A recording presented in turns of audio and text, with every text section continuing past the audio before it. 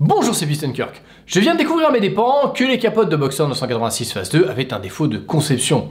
En effet, dans l'armature, il y a une petite pièce en plastique censée servir d'appui à une des tiges de l'armature, et surtout, elle est censée empêcher que la toile se glisse entre les deux tiges, afin d'éviter une usure prématurée de la toile lorsque les deux tiges appuient dessus. Le problème, c'est qu'avec le temps, la toile prend des plis, et ça ne marche plus du tout. Non seulement la toile se retrouve coincée entre les deux tiges, mais en plus, la forme de la pièce fait un point de pression qui finit par traverser la capote. Et c'est justement ce qui est arrivé à ma voiture et qui a failli arriver à la Boxer de mon fils, qui est aussi une phase 2. Donc la première chose à faire avant de réparer le trou de la toile va être de dévisser cette pièce en plastique. Il faut commencer par ouvrir le toit à moitié, puis pousser la doublure pour voir la pièce et tenter de dévisser à l'aveuglette, car quand on passe le bras, on ne voit plus rien. Pour l'instant, je n'ai pas noté de dégâts sur la toile liés à l'absence de cette pièce. Mais vu que la toile se retrouvait de toute façon entre les deux tiges, ça ne peut pas être pire. Maintenant que la source du problème est retirée, je me suis penché sur les selliers capables de me réparer cela. Et sur les 4 que j'ai contactés, tous m'ont dit qu'il fallait impérativement retirer la toile de l'armature, soit pour remplacer la pièce de tissu percée par une neuve, soit au pire pour coller un patch. Alors bien sûr, cette procédure est la plus propre. Mais le problème, c'est que le tarif se situe alors entre 2000 et 3000 euros car c'est beaucoup de travail. Comme je ne suis pas prêt à débourser une telle somme pour un si petit trou, Pat de Pacific 986 m'a recommandé son sellier, Patrice Caté de RMVE, car il est particulièrement compétent.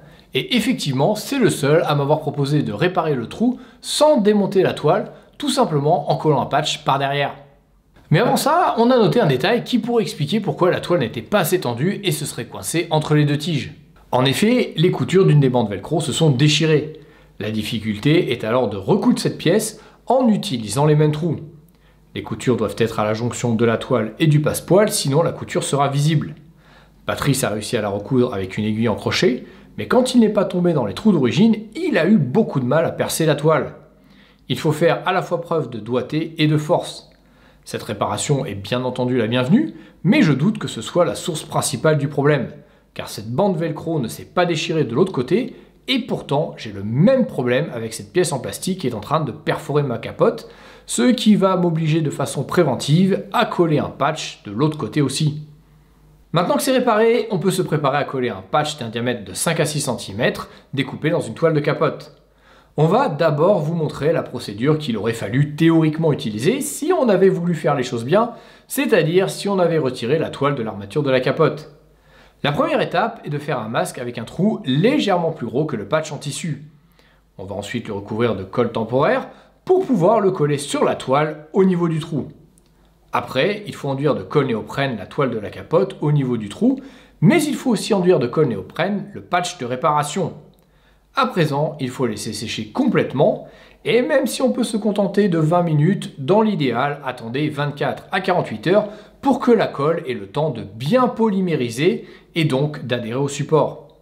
Après cette longue phase de séchage, il faut en coller à nouveau les deux parties, le patch et la toile de la capote. Puis laisser sécher un peu plus de 3 minutes. Et c'est seulement quand c'est un peu sec qu'on peut coller les deux morceaux. Et normalement, si on suit cette procédure, cela va adhérer tout de suite. Mais pour que la colle soit complètement solide, il faut attendre 48 heures avant d'ouvrir la capote. Quand on retire le masque, on voit que la colle néoprène déborde très peu du patch, ce qui offre un rendu propre. À présent, il ne reste plus qu'à retirer les résidus de colle temporaire en frottant avec le doigt ou en pulvérisant un produit solvant. Cette procédure est théoriquement la meilleure si on est prêt à retirer la toile de l'armature de la capote. Mais comme c'est une opération longue et coûteuse, on va devoir se passer du masque car on doit travailler sans visibilité entre la toile et la doublure avec très peu d'espace. Le masque est donc difficile à mettre et surtout à centrer. Patrice a donc dû enduire la colle néoprène au jugé sur une large zone située derrière le trou.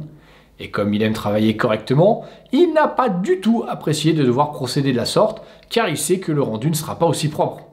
Cela dit, personnellement, ça me gêne beaucoup moins que lui, car d'une part, ça revient bien moins cher que d'enlever la toile, d'autre part, il ne faut pas oublier que la doublure de la capote va masquer la réparation. Ça ne sera donc pas visible depuis l'intérieur de l'habitacle. Le reste de la procédure est identique. On en colle la toile de la capote et aussi le patch, puis on laisse sécher 24 heures. Quand c'est bien sec, on en colle à nouveau la toile et le patch, et pour finir, on peut coller. Ça, on colle ça là. Donc ça, tu peux le laisser sécher jusqu'à demain. Ou même 3 jours si tu veux. Comme Patrice l'avait prévu, le rendu n'est pas top. On peut voir que la colle néoprène déborde beaucoup du patch. Mais c'est sans importance, car comme évoqué précédemment, cette partie est cachée par la doublure. J'ai quand même essayé d'atténuer la couleur jaune en utilisant de la peinture à cuir noir. Mais même si c'est un peu mieux, le résultat n'est pas très probant. Quoi qu'il en soit, le plus important c'est que maintenant la capote est étanche.